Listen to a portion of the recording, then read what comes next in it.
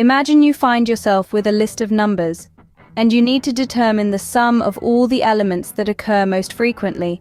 How would you go about doing that? Well, that's the question we're addressing in today's video. We're going to dissect a piece of code that finds the maximum frequency of elements in a vector and returns the sum of all elements that have that maximum frequency. Let's plunge into the code. Int max frequency elements, vector nums. We start by initializing a variable, setting it to 0. This variable will keep track of the highest frequency of any element. We also declare an unordered map to store the frequency of each element. For each element, we increment its frequency count in our map. If the frequency of the current element exceeds our value, we update with this new highest frequency.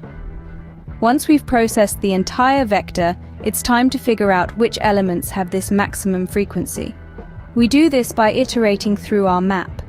For each element in the map, we check if its frequency equals.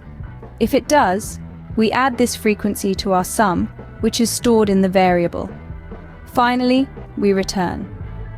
This result gives us the total count of elements that occur as often as the most common element.